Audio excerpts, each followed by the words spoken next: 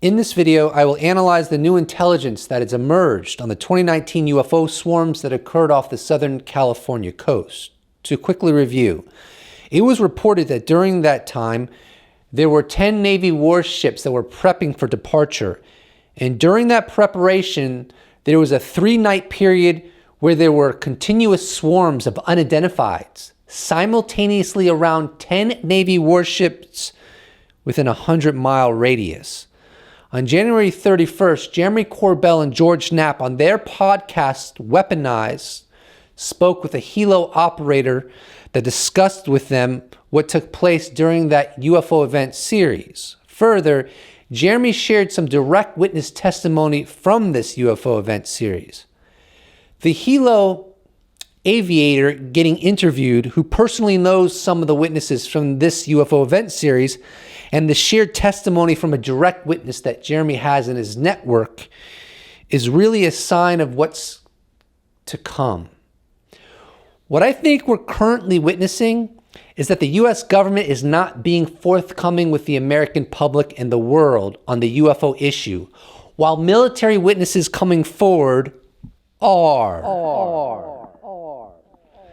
This makes the American government look duplicitous, but also educates us on what's truly going on in our biosphere. The day after the May 17th, 2022 Congressional hearing on UAP, Luis Elizondo was on the Need to Know podcast with Bryce Zabel and Ross Coulthart. He chimed in on the ridiculousness of the Undersecretary of Defense for Intelligence and Security, Ronald Moultrie, as well as the Director of Naval Intelligence, Scott Bray, demonstrating ignorance on the 1967 Maelstrom UFO event series, in which reportedly a UFO was over the ICBM installation on 2 separate occasions. And in both of those, while the UFO was over the base, all 10 Minuteman nuclear missiles were rendered unlaunchable. Luis Elizondo spoke about Ronald Moultrie and Scott Bray in the following light. Well, that's the bigger question. Are we talking about, it's one of two things. It's only one of two things. Either A, they're lying, or it's B, gross negligence. Right. Choose your poison. I don't really care. But both are not a good situation to be in if you are in the national security apparatus. And by the way, Congress already knows. So this is the kind of the big frustration you see, like with Representative Tim Burchett.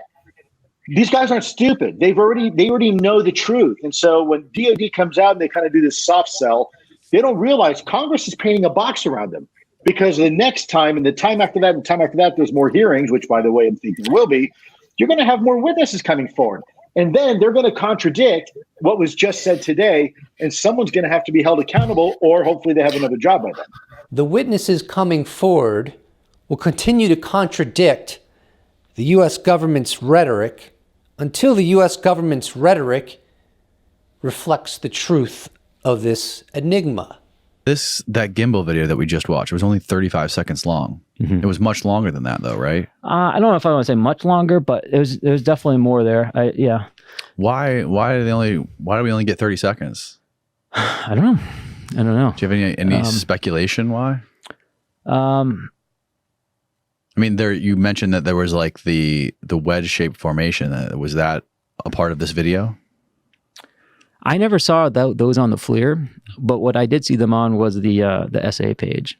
Okay. And that was primarily what I was looking on. And when I did look at the FLIR, basically saw the same image that you saw, plus maybe a little bit more near the end, as the flight mechanics seemed to get rockier. So it kept kind of doing that motion that you see. It kind of seemed unstable in a sense, but I don't want to put words onto it until it comes out, because it has been like 6 years for me now since I've seen that video. Here's a tweet by Ryan Graves, the aviator that was interviewed in that previous clip. He wrote on Twitter, "I cannot speak to the veracity of any of the claims within this video. However, the wobbly motion of the disc is a close match to the behavior of the gimbal video post cutout, as described to me by aircrew." What wobbles? Within the annals of UFO history, what wobbles? Well, flying saucers wobble. There are many occasions where eyewitnesses have stated they've seen a flying saucer and it wobbled. One that comes to mind now is the Travis Walton incident of 1975. I recollect that him and the other witnesses saw the saucer wobbling at some point. And yet now we have Ryan Graves, who said that he saw the gimbal wobble, but it happened after the cutoff point, which means what we were allowed to see, the public, but there's more video after that and the object begins to wobble. Now, if that is accurate, I would imagine that all of a sudden,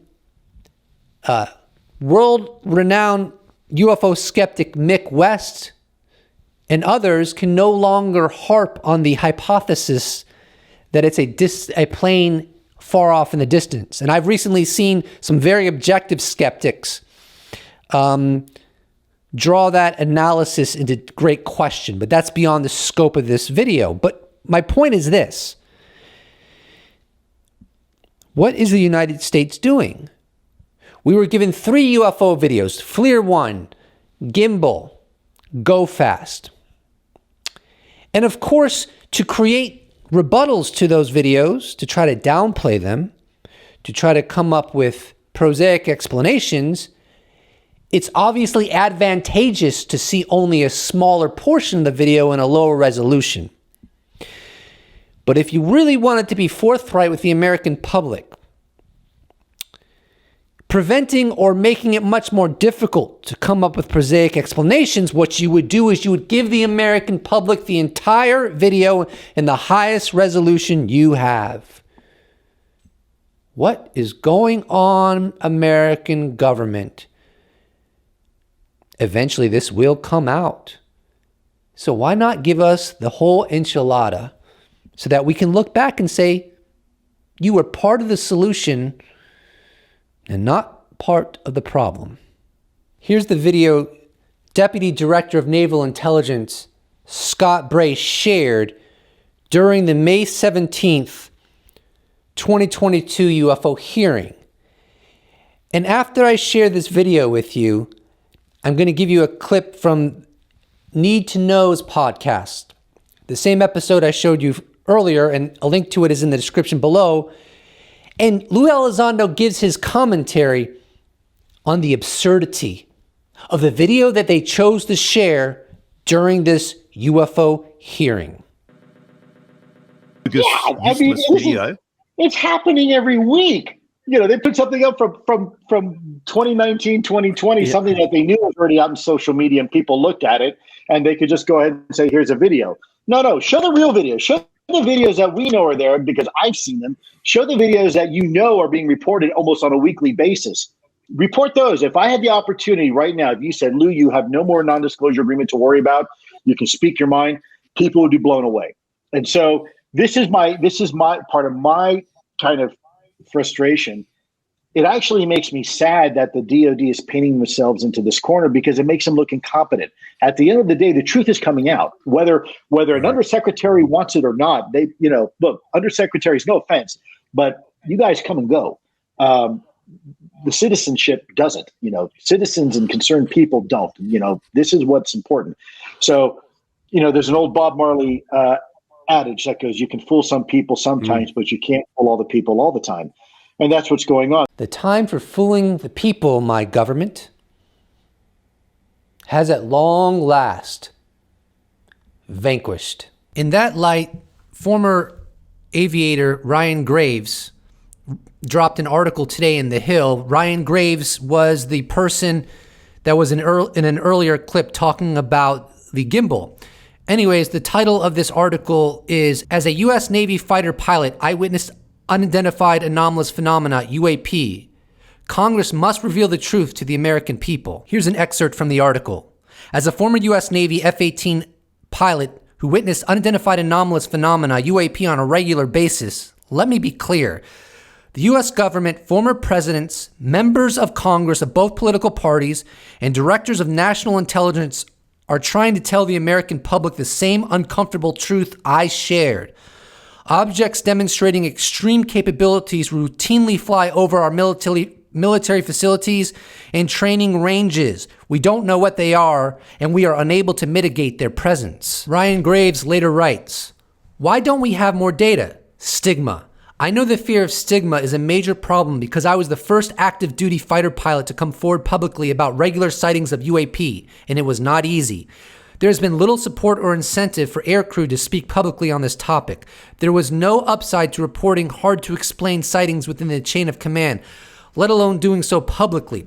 For pilots to feel comfortable, it will require a culture shift inside organizations and in society at large. I have seen for myself on radar and talked with the pilots who have experienced near misses with mysterious objects off the eastern seaboard that have triggered unsafe, evasive actions and mandatory safety reports. There were 50 or 60 people who flew with me in 2014, 2015 and could tell you they saw UAP every day. Yet only one other pilot has confirmed this publicly. I spoke out publicly in 2019 at great risk personally and professionally because nothing was being done." But there have been some glaring silences, if I can classify it that way, from other services that it kind of makes you scratch your head because this is not only a Navy thing, it's not only an East Coast thing, it's not only a West Coast thing, right? It's worldwide. People are seeing this stuff everywhere, you know. So I would argue that the UFO cover-up covers up itself. The proposition the U.S. government and other governments have loads of data demonstrating an unknown presence with technological capabilities that exceed all known human technologies is outlandish. So no one believes it. No one believes it. Everyone thinks it's something that is not realistic, that it could even be possible, which creates, frankly, a means for governments to easily insulate this reality from the world, because the world doesn't think it's possible to begin with. So there's not that much effort in some respects to maintain this secrecy. Well, the world's wrong. And indeed, I believe the secrecy is unraveling right now. There is a presence in our biosphere that's unaccounted for and harnessing technologies that are of unknown origin. And it's not just people making mistakes over and over again because people are flawed. They are making a lot of mistakes, which is why most sightings are prosaic. But there's enough of them that are not prosaic. And indeed, I believe the U.S. government and the intelligence apparatus has a ton of data proving its existence. Here's an article from April of 2021 from NBC News titled, "Drones that swarm U.S. warships are still unidentified," Navy chief says. And then here's an excerpt. "I am aware of those sightings, and as it's been reported, there have been other sightings by aviators in the air and by other ships, not only of the United States, but other nations, and of course other elements within the U.S. Joint Force," Gilday said. "Those findings have been collected and they are still being analyzed," he said. I believe that's Admiral Gilday, a high-ranking military official in the Navy. So what John, a call name Guts, Gutierrez, stated in that clip has been established from our own government. And what he was getting at is that the Navy has been very vocal about UAP, but other branches of the military, particularly the Air Force, have been very uncooperative in being transparent on this reality. You know, his point was we saw adversarial and our own drone technology. This was not that. So what did you get from it, and what do you? Yeah, that's a big deal. You know, just what you said. You know, they've. You know, you've got all these different data points. Okay, I've seen that before. I know what that looks like. I've seen this before. I know what that looks like. What we saw in 2019 in the summer, that doesn't match, you know, these other encounters that we've had, known encounters that we've had of, oh, this is a drone from so-and-so, and, you know, or this is our drone. And like you talked about, you know, you hear him talk about the movement, right? You know, even as a helo guy, I can tell you, if we're flying along and I want to come to a stop, right, and I can hover, it takes time to execute that maneuver. And even if you try and yank and bank and, come to as quick of a stop as you can, there's still drift, there's still momentum on the airframe that drags you along, and it's not an instantaneous stop. What he's talking about, what they saw was stable hover, following the ship, what have you, and then coming to a complete stop and maintaining a stable hover. I mean, nothing that we fly does that. So that's important to keep in mind. So that was John Gutierrez's commentary after Jeremy Corbell played a recording from a direct witness from the 2019 UFO drone or UAP swarms, whatever you want to call them. And what stands out to me from what John stated is that nobody is saying that all of these encounters are anomalous. Some of it is Chinese. Some of it may even be civilian drones. And the people on these ships know what those are and how they operate and how they function. But then there are other encounters that don't fall under that umbrella, where these objects are simply operating in ways that are utterly exotic and anomalous. And this is significant when it's happening over and over and over again. In an earlier clip, I showed you Luis Elizondo, who said it was happening on a weekly basis, where the Navy is encountering these weird, bizarre objects. Lieutenant Ryan Graves, former F-18 aviator, from the summer of 2014 to March 2015, him, his fellow aviators, and other squadrons off the eastern seaboard doing their workups in their training range were encountering UAP that were operating in ways beyond known technology. This is an ongoing problem. The Navy doesn't know where these things are coming from, nor does the intelligence apparatus, nor does the United States government.